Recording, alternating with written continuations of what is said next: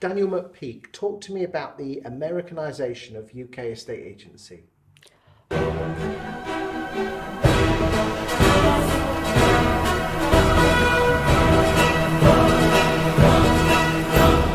think what we're seeing is the modernisation of UK estate agency, led by an interest that we have in the UK in property and real estate TV. Okay, we are watching it now as vendors and as buyers. We're watching programs. Selling Sunset, massive hit. Guy Sean Elliott's on there, $1 million beach house, and it's bringing over a different way to sell. And people are seeing it in the UK, and they're like, these people are hungry. You know, these people are different. Look at the checks these people are making. How does that relate into the UK, into a 3-bed house for 400k? You know, in Woodford? No, you wouldn't get it, but say just outside Woodford, right? How does that come across? And it's the person, it's the ethos, and it's the mindset of the actual agent. The rest is just a bit of a glitter and a bit of stardust and a bit of fun. You know, one of our guys just gave away a Lamborghini Hurricane, for anyone that could get a hole in one in a property that they were selling off of the terrace.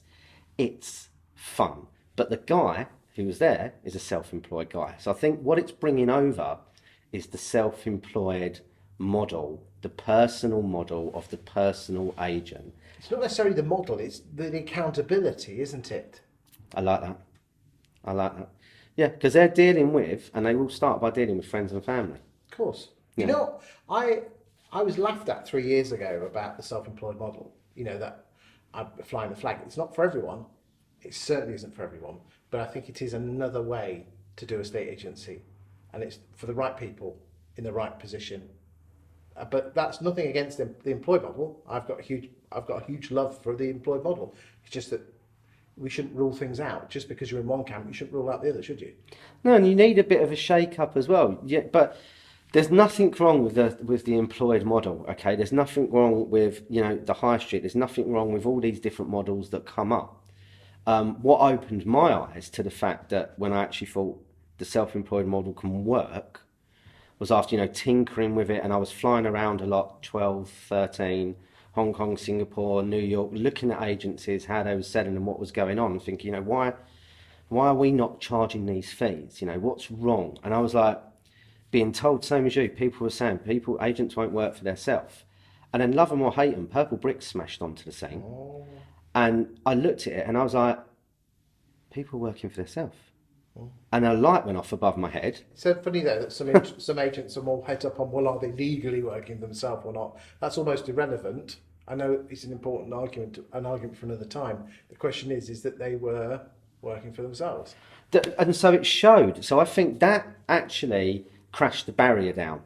Okay, and then it allowed other models like them to pop up where there was more people working for themselves. So, okay, so now we've overcome that hurdle, right? People will work. So now let's give them something to work within that's right for them. Okay, so, you know, let's not say we can school anyone to be an agent, because we can't, and you haven't got the time. If you've got a model like that, you can't be spending tens of thousands of pounds waiting to train someone. Maybe the high street can. Okay, maybe the high street can, because they've got a scenario, they're adapted, it's a sausage factory, and it works. We keep saying, people say it's broken. It's not broken, it just whiffs a little bit of yesterday. It's a little bit stale. It's a little bit what we used to do. Okay, so let's bring in a new way where the person that turns up and values it is the person that gives you the keys when you leave it. God forbid, does all the viewings and does the negotiating and the vendor The contact. whole lot, yeah. And picks up the phone 9:30 Sunday night. Not we're open 24 hours. Picks up the phone and speaks to you for an hour about your biggest asset and understands the emotions that you're going through, because they're leveraged with being success is based on delivering you an exit. So, you know, their leverage with our guys and girls will put skin in the game. I know other agents will as well. You know, that I think is what we're seeing is the difference. It's accountability. You said it perfectly. So if I come and list your house and I'm going to get this done or that done, I'm going to get, you know, we're going to stage it, we're going to take one of the rooms out and we're going to change it. I'm covering that. I'm going to get you to your end. This is what we should do. Agents stay agents on the high street.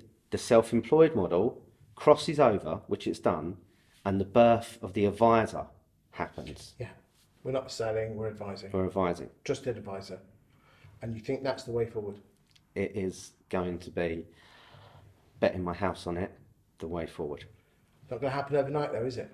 No, but we will start to see a sea change. And I wonder, and I know them all, so I won't name drop them, but I know if my guys at the top of the high street agents will start to somehow segue. It's very similar to Heart. Are they going to start to bring in Yeah. a more relaxed model, and do agent C finally evolve into real estate advisors? Okay. Thank you for your time today, Daniel. No problem.